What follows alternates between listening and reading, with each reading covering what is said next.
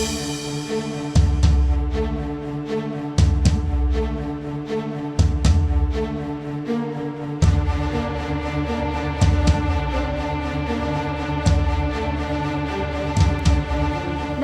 मैं श्रेया शुक्ला, आप देख रहे हैं न्यूज नेशन। कोलकाता के आरजी कार मेडिकल हॉस्पिटल में अभया के साथ रेप हुआ था या गैंग रेप, ये सवाल तब उठा जब सुपर्णा रॉय ने पोस्टमार्टम रिपोर्ट पर बड़ा दावा किया कि अभया के प्राइवेट पार्ट में 151 ग्राम सीमन मिला है। उनके रिपोर्ट के मुताबिक अभया के साथ रेप नहीं बल्कि गैंग रेप हुआ है, जिसके बाद खबर आग की तरफ फैल गई, क्योंकि 151 ग्राम सीमन मिलना कोई सामान्य बात नहीं है। इस खबर पर पूरे देश में लोगों का गुस्सा फूटा, जानकारों के भी होश उड़ गए, क्योंकि 151 ग्राम सीमन का मतलब है कि 10 लोगों से ज्यादा ने अभया के साथ बर्बरता की। यानी केवल संजय रॉय दोषी नहीं है, और भी लोग शामिल थे। जिसके बाद इस बात पर गौर किया गया, तब जाकर स्पष्ट हुआ कि 151 ग्राम सीमन जो थ्योरी सामने आई सुपर्णा गोस्वामी के बाद, ये गलत है। 151 ग्राम सीमन नहीं बल्कि ये यूट्रस का वजन था। रिपोर्ट के विश्लेषण के बाद डॉक्टर्स ने कहा कि 150 ग्राम पीड़ित के आंतरिक या आंतरिक जननांग विशेष रूप से गर्भाशय का वजन को संदर्भित करता है, न कि किसी तरल पदार्थ का वजन है।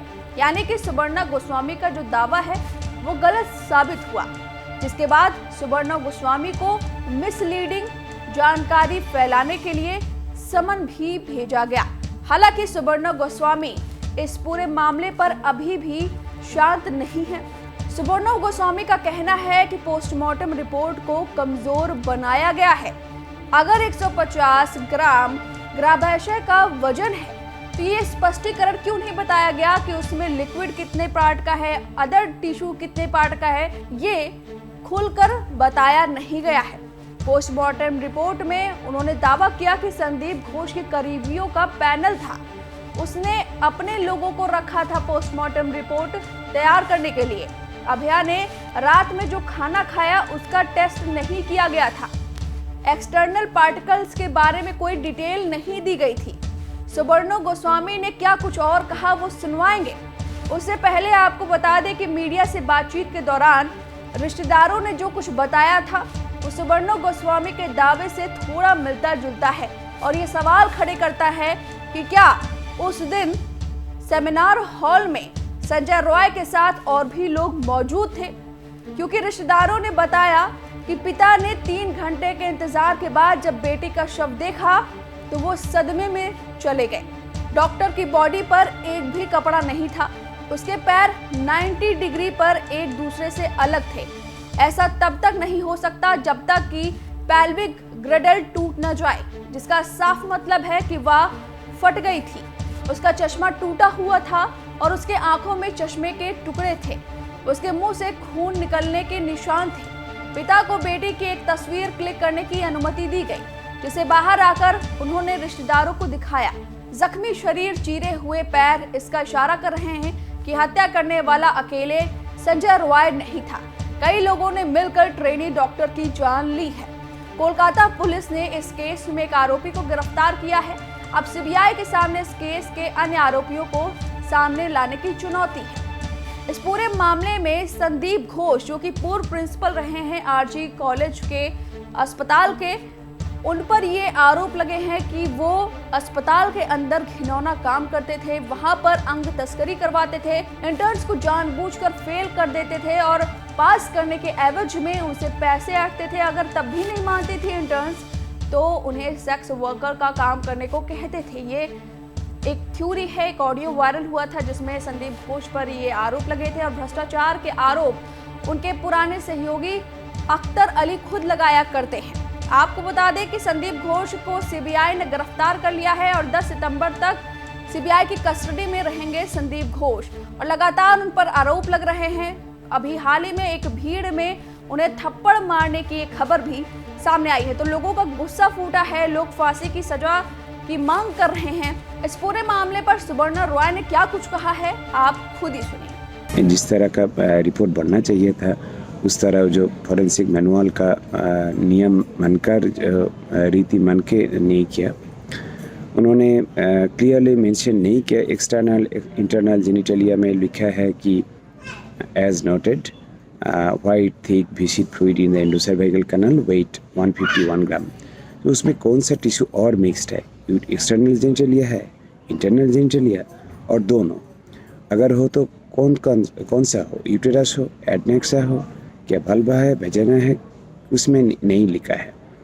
ये एक एम्बिगुइटी का रास्ता छोड़ा है जानबूझ के। दूसरा चीज़ ये है कि उसको कुछ खिलाया गया क्या? आपको सुना है होगा कि डिनर किया एक साथ 4 और कलीग से, उसके बाद ये घटना घटे। तो डिनर में क्या लिया था? उसमें कोई मादक मिक्स हुआ था क्या? उसमें कोई नशे का कोई चीज़ था क्या?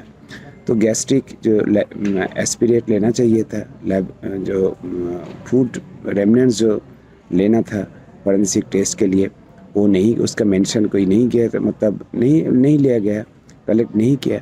तो बहुत सारे ऐसा फ्लॉज है।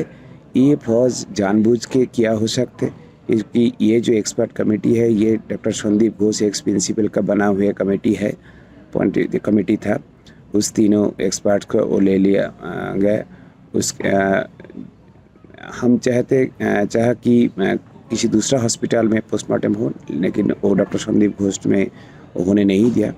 उसी का आदमी 3 एक्सपर्ट के द्वारा वो किया गया है फॉरेंसिक रिपोर्ट। ऐसा करके कैसे जैसा असली जो अपराधी है उसको सजा कभी नहीं मिला, क्योंकि ये कोर्ट में एस्टैब्लिश करना ये क्राइम इस ऑटोप्सी रिपोर्ट से मुश्किल होगा। तो हम भी इससे सीबीआई और को भी जांच करना चाहिए कि ये फॉरेंसिक रिपोर्ट में इतना फ्लॉज और एम्बिगुइटी क्यों रखा गया। अब इस खबर पर आपकी जो भी राय हमें कमेंट करके जरूर बताएं।